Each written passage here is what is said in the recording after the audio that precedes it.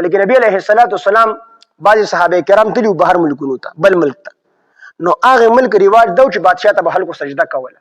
چې واپس رالل نو د نبی علیه الصلاۃ والسلام سره خو د صحابو ډېر زیاته مینه او محبت، ډېر زیات مینه. د صحابو په شان د مینه د نبی علیه الصلاۃ والسلام سره چا نه ده. معاذ بن جبل رضی الله عنه دلی یو پیر نبی علیه الصلاۃ والسلام د شپې دی راغی غیر چاپېره ګرځېدو ناوخته. نبی علیه السلام ور وډب چې کله نبی علیه السلام را ووتو نو ورته معاذ څه دي؟ وی د الله پیغمبره نن مې ته نه لیدلې، وي خوب رال نه راتلو چې ستا د ښکلي مخ دیدن وکړم اوس پر هله خوب راشي. نبی علیه السلام ورله یو لاس یې قرآن ورکړو بل لاس کې ورله توره ورکړه. معاذ یمن ته لاړ شه.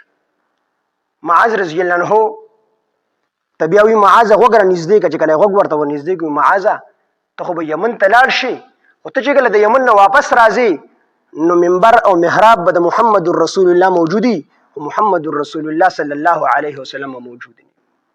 معاذ رضی الله عنه به هوش را پریوت چې کله په خوش کې راغی بیا ورته معاذ غوږ را نږدې کړه چې غوږ یې ورته ور نږدې کړي معاذ یمن ته لاړ شه، خو ته چې کله د یمن نه راځې نو ما سره خو به د ملاقات نه کېږي، لیکن چې ته کله جنت ته لاړ شې نو ستا به لومبۍ ملاقات محمد رسول الله صلی الله علیه وسلم سره کېږي. معاذ رضی الله عنه یمن ته د نبی علیه السلام په حکم باندې روان شو. د سورلی مخ یمن طرف ته دی، معاذ رضی الله عنه په سورلی شاته مخ کړی دی. خلک دې تپوس کړي معاذ سورلی یمن ته روانه ده تا په سورلی شاته مخ کړی دی، دا څه وجه ده؟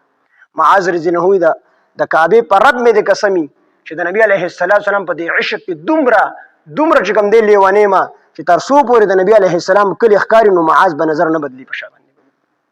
دومره محبت ته صحابه د نبی علیه السلام سره ډېر محبت یې. نو چې کله دغه صحابي راغی د الله پیغمبر ته وایي د الله پیغمبره مونږ خو دغه ملک ته تللي وو، په هغه ملک کې به د هغې ملک چې کوم باشنده خلک وو هغوی به بادشاه ته سجده کوله، نو ستا او د بادشاه خو نسبت نه جوړېږي چې هغوی ته خپل رعایت چې کوم دی سجده کوي، نو پکار ده چې مونږ هم تاسو ته سجده وکړو ځکه د سجدې زیات حقدار خو ته یې.